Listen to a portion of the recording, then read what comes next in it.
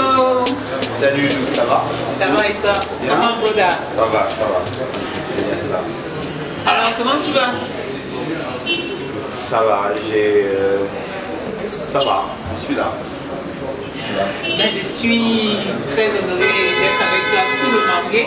Et cet après-midi, sous le manguier, eh bien, on a TITO. Exactement. Ça va. Le manguier, c'est dans la tête comme du coco. Alors, Tito, si tu nous parlais un peu de ton actualité, qu'est-ce qui s'est passé cette année? Cette année a été riche, hein, aussi, mais principalement cette année. Cette année, là, je reviens j'ai fait ma première expo solo en Angleterre, à Londres, dans un espace qui s'appelle Guest Projects.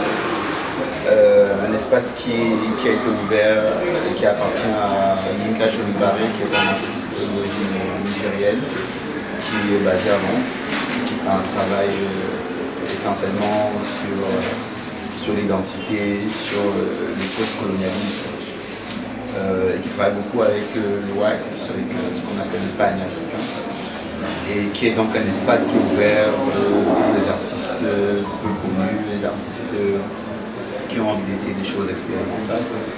Et donc ma première expo, c'était ma première expo en Europe. J'ai été cette année un peu en retrait côté photo, parce que j'ai voulu, si tu veux, en suivant les conseils d'un mentor, Bonaventure, d'accentuer un peu mon travail sur le broadcasting. Parce que j'ai un passé de broadcaster, donc télé, radio. J'ai toujours été attiré par le son. Donc, mon travail à Londres cette année a été principalement une installation sonore qui est une pièce enregistrée du slam.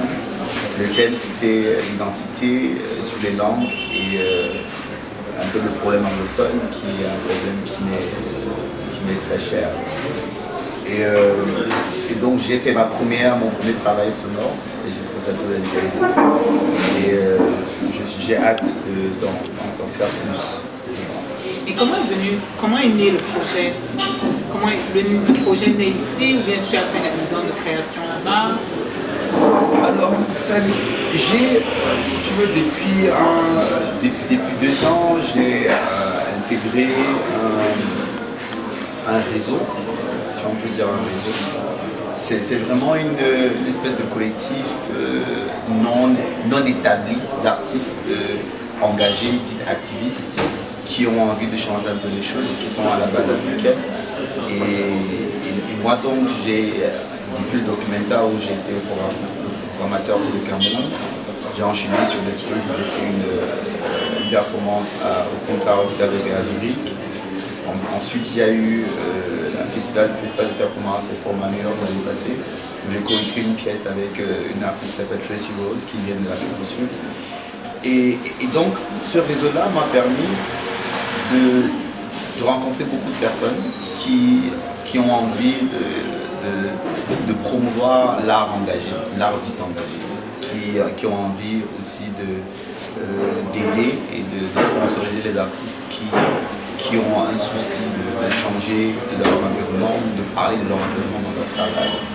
Et pas de l'environnement green-wise, mais l'environnement social, comment vraiment changer les choses. Et donc, de là, de fil en aiguille, c'est vraiment les points qui se suivent, quoi. Je me retrouve donc invité pour une résidence à Cambridge, à Wysing, qui est un centre, qui est un art center. Et donc là-bas, j'ai décidé, ce n'était pas une résidence où j'étais obligé de faire du travail, mais c'est une résidence où j'ai décidé que je n'allais pas passer 3 mois sans profiter de l'expérience des curateurs qui sont sur place, sans profiter de tout ce qu'ils ont, de l'espace de travail, du calme, du confort, des moyens mis à ma disposition, des moyens de production énormes. Et j'ai décidé, et c'est d'ailleurs la première fois qu'un artiste qui était invité qui n'avaient pas l'obligation de faire un travail. Parce que les résidents sont obligés à produire quelque chose, à chercher à faire quelque chose. Et donc j'ai été aussi invité pendant que j'étais là-bas au Tate Moderne, qui est l'une des institutions les plus importantes en Europe. Et j'ai fait un slam, c'était mon premier essai, si tu veux, sonore. Il fallait que ça soit au Tate. Après, j'ai décidé vraiment que c'était le moment pour moi de franchir ma peur, d'apprendre le son et de faire une installation sonore. Donc je pense que c'est de là où vient cette idée. Je suis reconforté dans l'idée que les choses qui nous font peur sont souvent des choses qu'il faut faire. C'est souvent le truc qui fait qu'on traverse cette barrière qui cache beaucoup de joie et qui cache beaucoup d'opportunités. Voilà. Et la photographie est toujours là? Oui. Alors, le travail que j'ai fait au Guest Space, c'était une installation sonore, mais dans un espace aussi photographique où j'ai fait des polaroids. Parce que moi, en fait, ce qui m'intéresse maintenant, c'est les vieilles techniques de photo et les vieilles formes, donc development room, backroom, etc. Et donc, je me suis acheté un close-up 600 Pulse, un polaroid.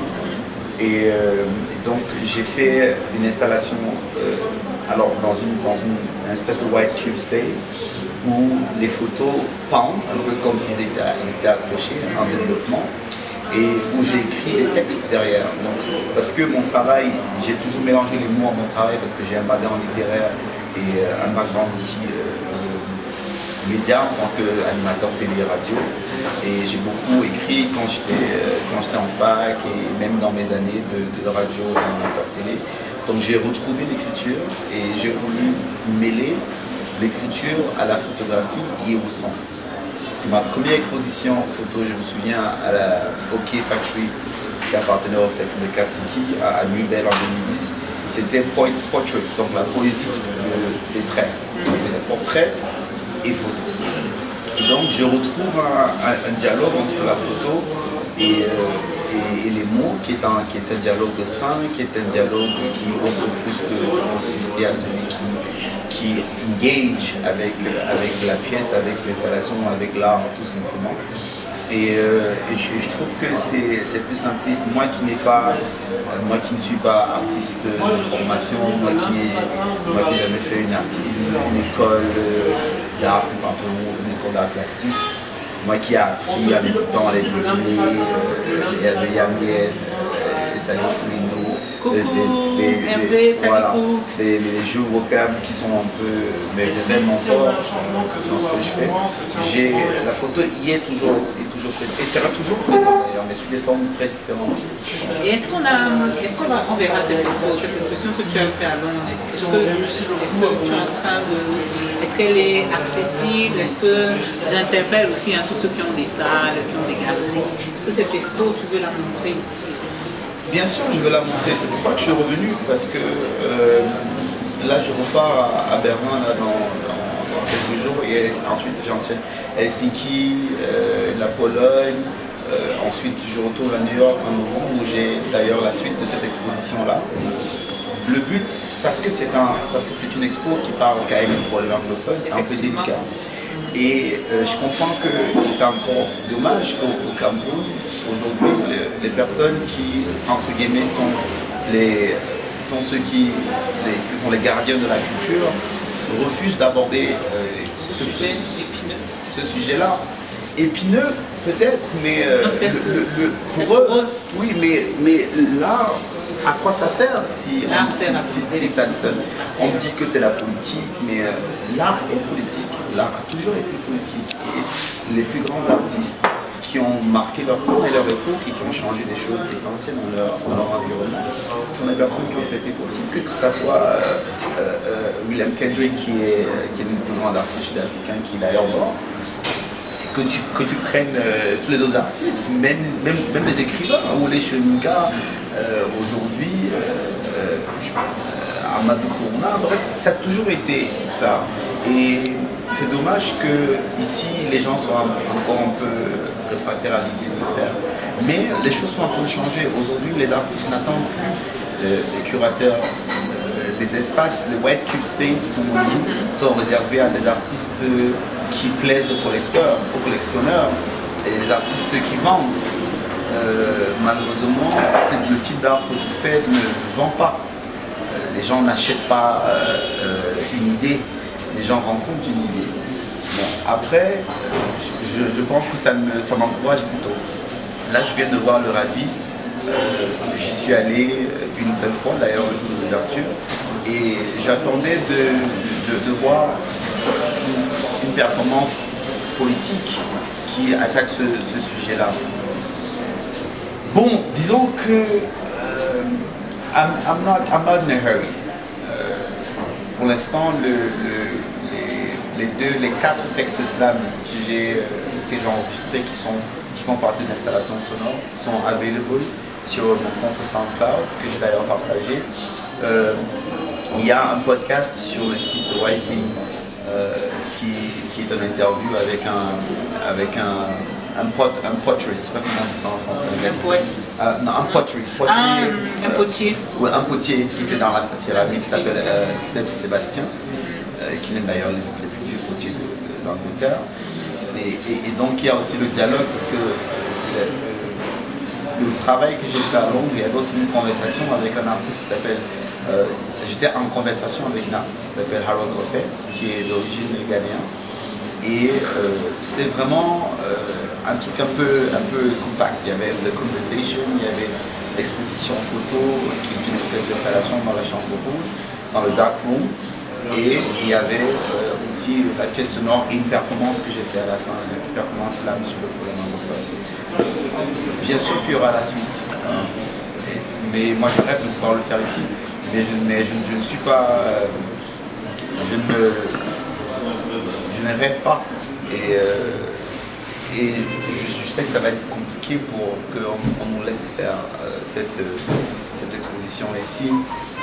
Déjà parce qu'il y a un précédent, quand on a fait en 2015, je me souviens, quand on a fait Northern Survivors, qui était une photo sur les survivants des attaques Boko Haram au Nord, le ministère de la Culture avait ouvertement refusé de nous financer, de nous soutenir, tout simplement de nous donner accès à l'espace, le musée national, qui est quand même, parce qu'on parlait quand même d'un problème national.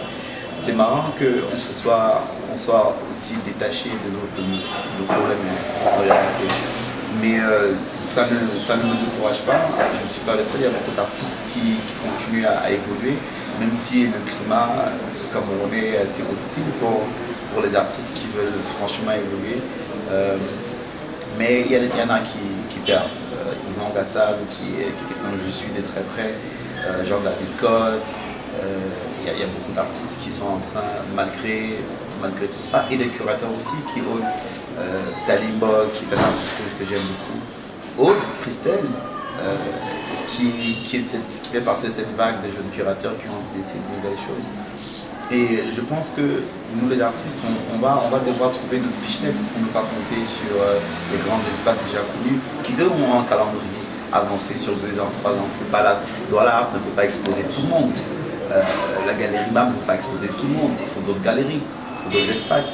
Mais il faut aussi des espaces qui ne sont pas que des galeries. Donc il faut aussi un débat qu'il faut avoir, qui est nécessaire sur la nécessité pour l'artiste de créer des espaces qui ne sont pas des espaces forcément white cube, mais qui sont des espaces où son art est en conversation, est en véritable rencontre avec des personnes.